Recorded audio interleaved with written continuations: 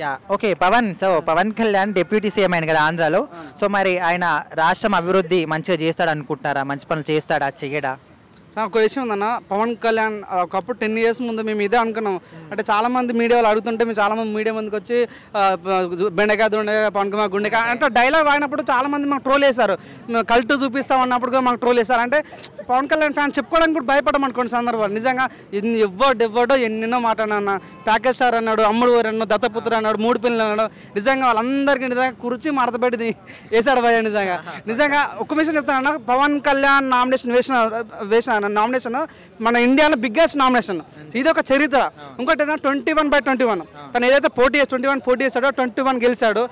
ఏదైతే మన 2 ఎంపీ పోటీ చేశాడో అది గెలిచాడు. సో 100% రిజల్ట్ వచ్చిందంటే మన ఇండియాలో కేవలం పవన్ కళ్యాణ్. ఇది కదా మార్పట, ఇది కదా యూత్ పాలిటిక్స్ అంటే అన్న ఫీలింగ్ కల్పించిందా? నువ్వు అవునని కాదని మీరు చూడండి, జస్ట్ పవన్ కళ్యాణ్ పిఠాపురం నిలబడితేనే ఇప్పుడు చాలా మంది నేను పిఠాపురం తాలికా అని చెప్తున్నారు. సో అక్కడ ట్రెండ్ సృష్టించారన్నమాట. సో నువ్వు అవునని కాదన్నా పవన్ కళ్యాణ్ ఒక మాట చెప్పాడన్న, అంటే అప్పుడు మాట ఎప్పటితో ఒక అమ్మాయి రోడ్డు మీద పనంగా నడుచుకుంటూ వెళ్తుందో అప్పుడు ఒక శ్వాసం వచ్చిన గాంధీ చెప్పిండు ఆ మాట నిజం చేసే సత్తా దమ్మున్న వ్యక్తి పవన్ కళ్యాణ్. మీరు చూడన్నా చాలా రకాలుగా ఒక ఆంధ్రప్రదేశ్లో చాలా మందికి స్వాతంత్రం వచ్చిన ఫీలింగ్ వచ్చిందన్నమాట.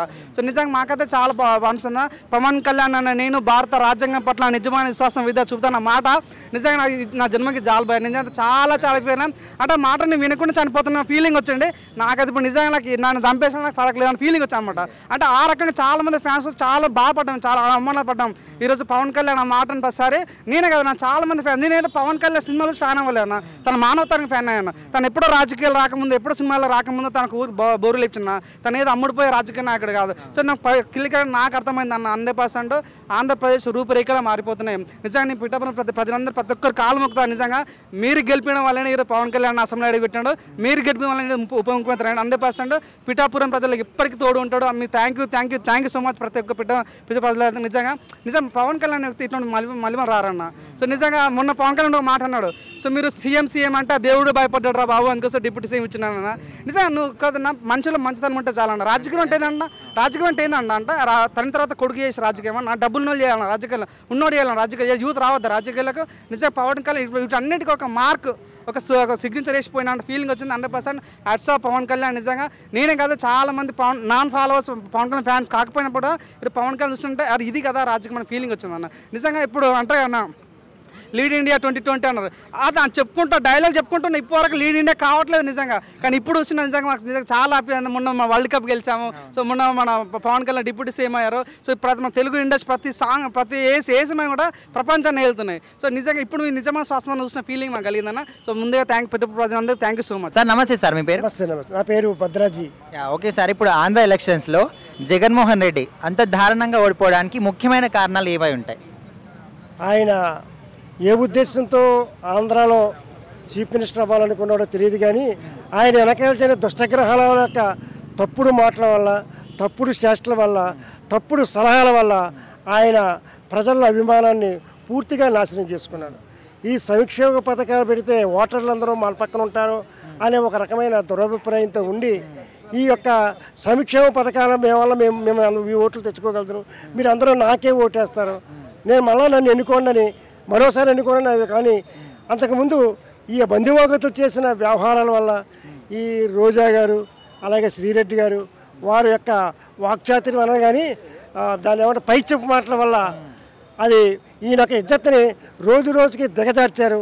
ఆ యొక్క ఎఫెక్ట్ ఎలక్షన్లో కనిపించింది. తద్వారా ఆయన ఘోర పరాజయం పొందాడు. అదండి. సో అంటే మళ్ళీ ఈ ప్రభుత్వం వైసీపీ ప్రభుత్వం పుంజుకునే అవకాశాలు ఉంటాయా?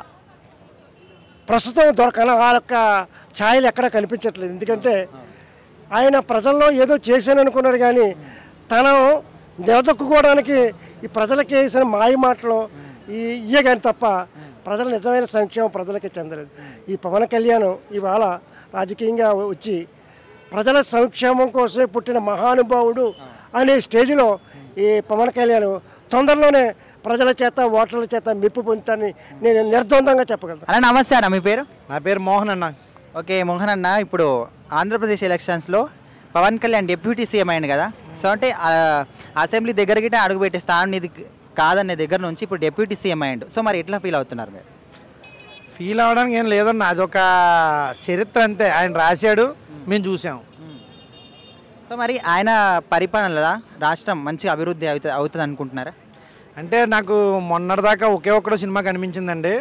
చాలామంది ట్రోల్ చేశారు, కానీ ఎవరినైతే తొక్కుదాం అనుకుంటున్నారో ట్రోల్ చేస్తే వాళ్ళు పెద్దోళ్ళు అవుతారండి. చేసేది మీరే, చేయించేది మీరే, మేము ఓన్లీ నించుంటాం అంతే. సో మరి ఇప్పుడు డిప్యూటీ సీఎం కానీ కాకుండా మిగతా కొన్ని ముఖ్యమైన శాఖల పరంగా ఇట్లా మంత్రి పదవి ఇట్లా ఆయన స్వీకరించింది కదా. సో మరి ఇటు సినిమా రంగం కావచ్చు, అటు రాజకీయ పరంగా రెండింటిని ఆయన మేనేజ్ చేశారని అనుకుంటున్నారా? అంటే ఒకటండి, మేము ముందు పవన్ కళ్యాణ్ ఫ్యాన్స్, తర్వాత నేను ఆర్టిస్ట్నే కాబట్టి ఆయన కలమదలి ముద్దు బిడ్డ.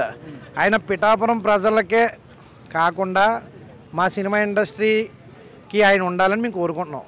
ఇప్పుడు ఓజో మూవీ ఉంది, ఇప్పుడు అది ఎప్పుడు వస్తుందా అని. ఎందుకంటే లాస్ట్ టైము ఎంఆర్ఓలు విఆర్ఓలు అమ్మారు టికెట్లు, మరి ఇప్పుడు ఎవరు అమ్ముతారా ఈ ప్రభుత్వంలో? అంటే మేము పవన్ కళ్యాణ్ సినిమా రేపు అనగా వేళ మేము పేదలో అయిపోతుంది, సొక్కాలన్నీ సింపేసుకొని 50 రూపాయలకే మేము సినిమా చూస్తాం. ఆ సినిమా వెళ్ళిపోగానే ప్రభాస్ గారి సినిమా రాని, లేదంటే కళ్యాణ్ రామ్ గారి సినిమా రాని, ఇంకోళ్ళు రాగానే మేము కోటీశ్వర్లు అయిపోతాం, కార్లు వేసుకుని కోట్లు వేసుకుంటాం. ఎందుకంటే ఈ టికెట్ 50 రూపాయలు, ఆ టికెట్ 200. ఇప్పుడు ఈ టికెట్తో ముసలోళ్ళు పేదోళ్ళతో వెళ్తాం పవన్ కళ్యాణ్ గారి సినిమా అంటే. ఇప్పుడు కళ్యాణ్ రామ్ ఈ సినిమాలు అంటే మరి ఇంకా మిస్సెస్ని ఫ్యామిలీని తీసుకెళ్తాం, ఎందుకంటే కోటీశ్వర్లు కదా.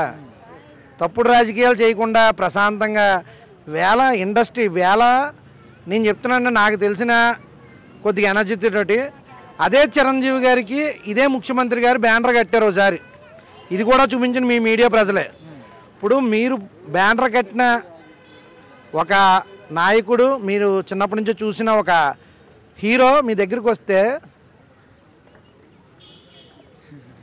అన్నారు, చాలా కాలిందండి మాకు ఓపుకుంటే మేము చిరంజీవి గారి దగ్గరికి వెళ్తే నాకు మాట చెప్పాలందండి. నేను చిన్నప్పటి నుంచి చిరంజీవి గారిని చూస్తున్నాను, కానీ చిరంజీవి గారి దగ్గరికి నేను వెళ్తే ఒకటే మాట చెప్తా, సార్ పిఠాపురం ఎమ్మెల్యే గారి తాలూకా అని చెప్తానండి నేను మాత్రం.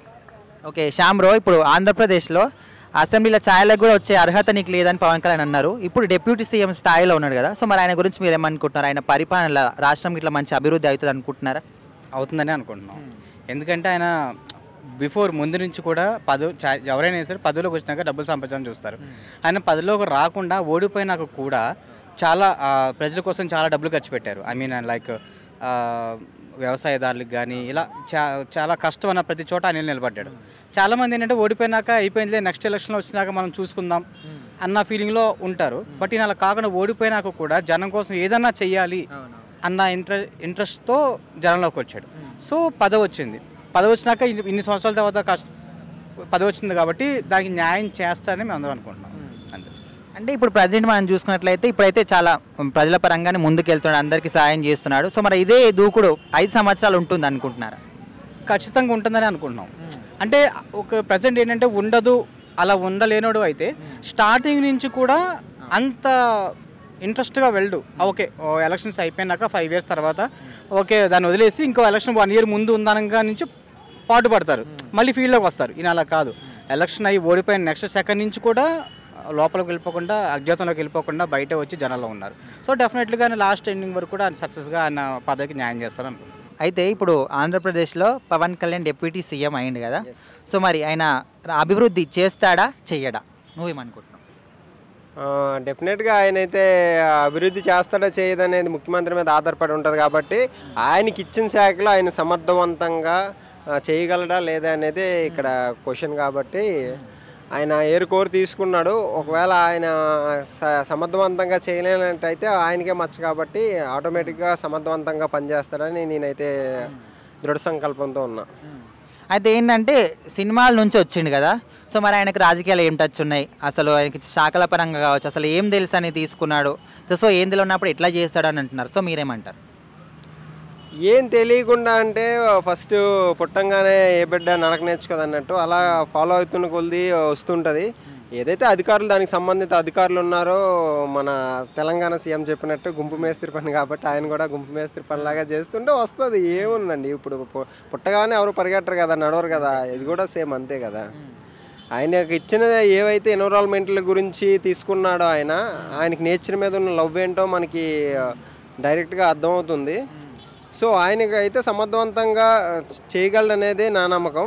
బట్ ఎన్నాళ్ళు ఇది కొనసాగుతుందా, కంప్లీట్గా 5 సంవత్సరాలు ఉంటారా, లేకపోతే 4 సంవత్సరాల తర్వాత విడిపోయి బీజేపీ జనసేన ఒక పక్క, టీడీపీ ఒక పక్క అయ్యి జగన్ ఆఖరికి కేఏపాల్లా తయారవడం అనేది ఇక్కడ క్వశ్చన్.